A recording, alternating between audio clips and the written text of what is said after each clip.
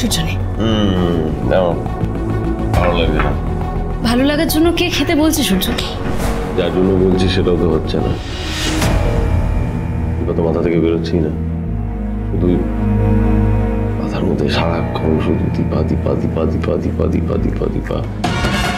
তুই এখনো দীপা দীপা দীপা দীপা করে যাচ্ছিস? সূর্য, আজকে তোর যা কন্ডিশন তার জন্য দীপা দায়ী। তোর লাইফের প্রত্যেকটা সাফারিং এর জন্য দীপা দায়ী। দীপা অন্যায় করেছে।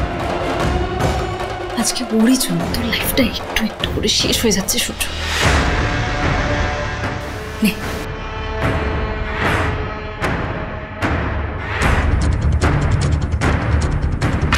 দরকার নেই, আমার পাশে থাকার দরকার নেই, কারণ কাউকে দরকার নেই। বললাম তো ঠিক আছে। ঠিক আছে আরে জানা তুই বস না, সব এই কে আছো? বোতল দাও।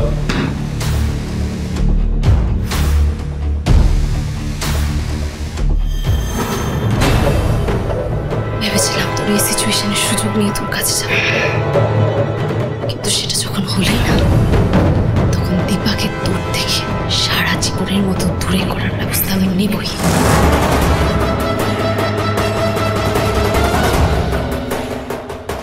কি করছিস তুই? এগুলো করে কার উপর রাগ দেখাচ্ছিস? নিজের উপর? কিন্তু কেন?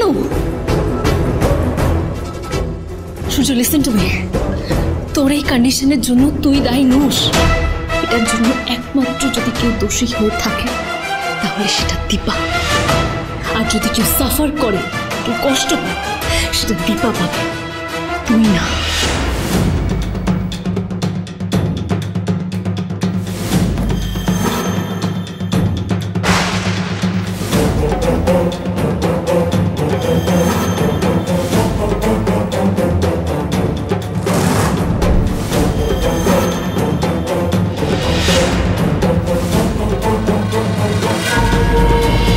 সকলে আমাকে ভুল বুঝেছিল, শুধু দীপা।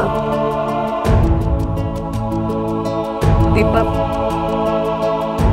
দেরিতে হলেও আমাকে বুঝলো, আমার পাশে ছিল।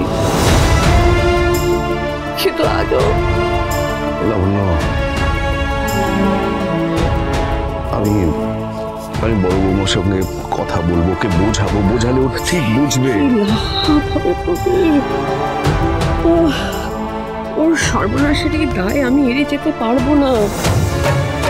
সত্যি তো, জীবনটাকে আমি পুরো ছাড়খাড় করে রেখে দিয়েছি। আমি ওর সর্বনাশ নিজে ডেকে নিয়েছি।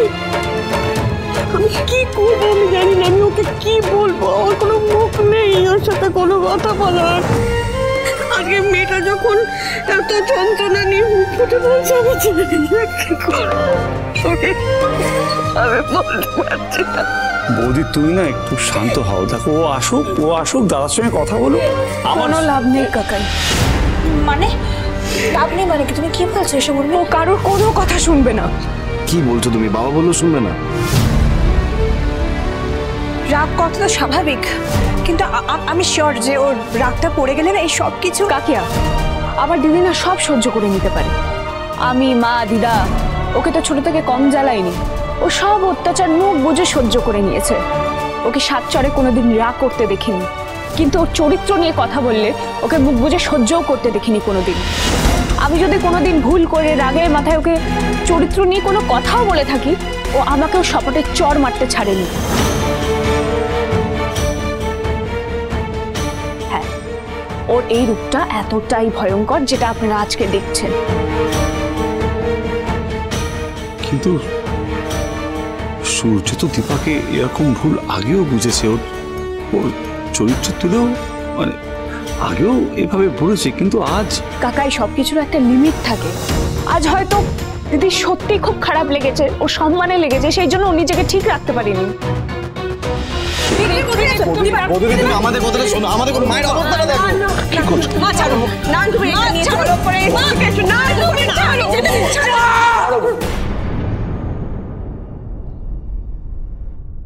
যেও না, ওদের জিনিস নিয়ে ভাবে যেও না।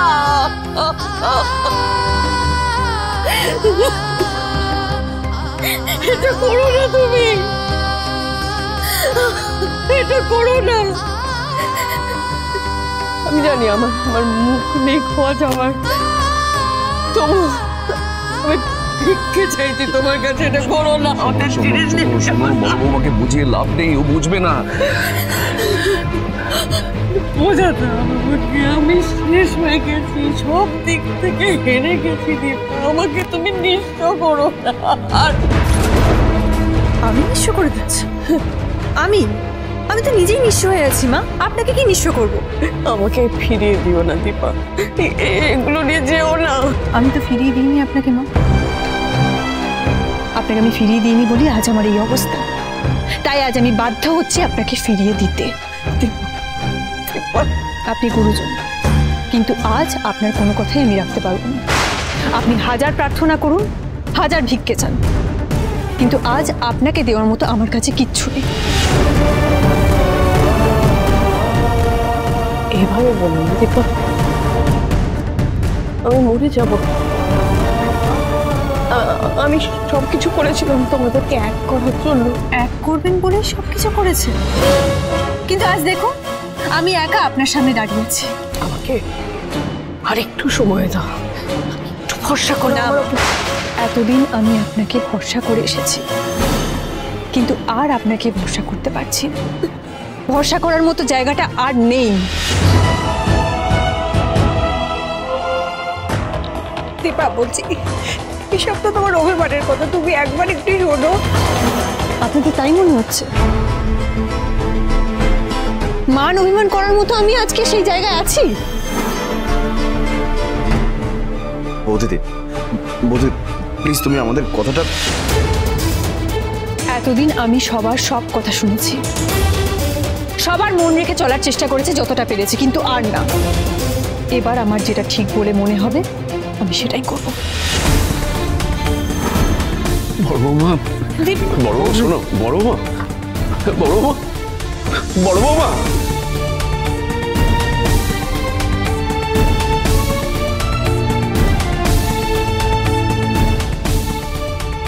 চলে গেল প্রবীর, ও চলে গেল। ও কথা শুনলো না, ও চলে গেল। বেশ করেছে, ভালো করেছে। কেনই বা কথা শুনবে ও? আমি তোর সর্বনাশ করেছি, জীবনটা ছাড়খাড় করে রেখে দিয়েছি আমি। আমার কথাও কেন শুনবে? চলেই তো যাবে। শোনো শোনো শোনো, নিজেকে এভাবে দোষ দিও না। দেখো, তাহলে তো সমস্যাটার সমাধান হবে না। সমস্যাটার সমাধান তো করতে হবে, করতেই হবে। আমি তো দোষী, আমি দোষ করেছি, আমার তো শাস্তি প্রাপ্য, শাস্তি পাওয়া উচিত আমার। ও জীবনটাকে আমি শেষ করে রেখে দিয়েছি, ছাড়খাড় করে রেখে দিয়েছি, আমার একটা চরম শাস্তি প্রাপ্য। না না না, কি দেবে বলো তো আমাকে শাস্তি?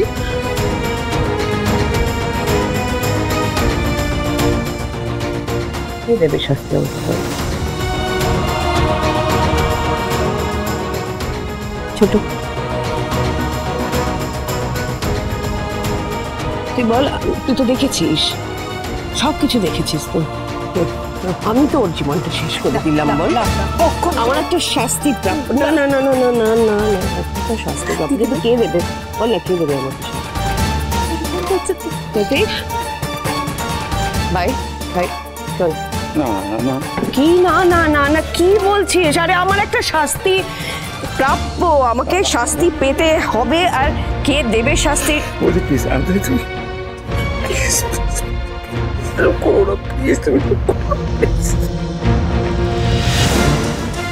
লাবণ্য, মা,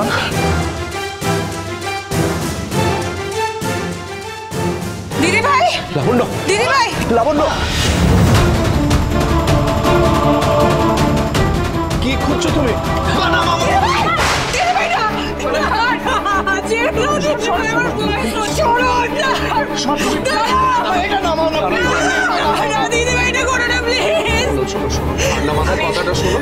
আমার কথা তোমরা শোনো, আমার কথা শোনো। আমি দীপার জীবনটা শেষ করে দিয়েছি, কাজে আমাকে শাস্তি পেতেই হবে।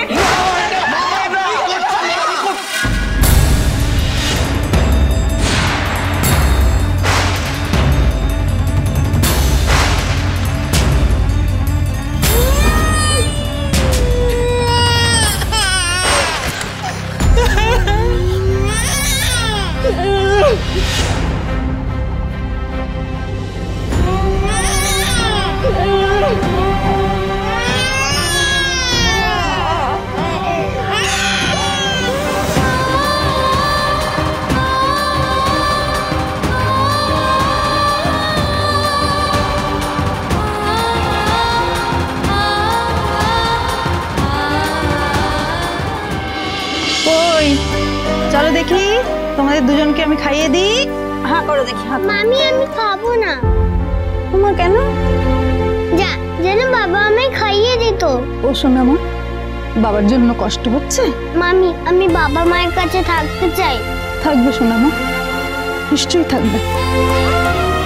জানো মামি, টুপানা বাবাকে খুব ভালোবাসে, কিন্তু কিছুতেই বাবাকে বলতে পারছে না। আচ্ছা পাতাবে, আমরা কি খুব দুষ্টু করেছি তাই গোদ আমাদের এইভাবে পানিশ করছে? তাই তো বাবা চুপ করে থাকলো। আমারও তো তাই মনে হয় হিংসুকুটি। আমরা গোদকে সরি বললে গোদ শুনবে না।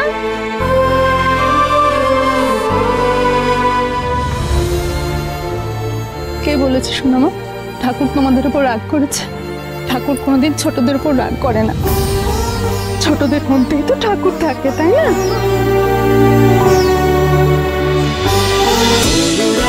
ছোঁয়া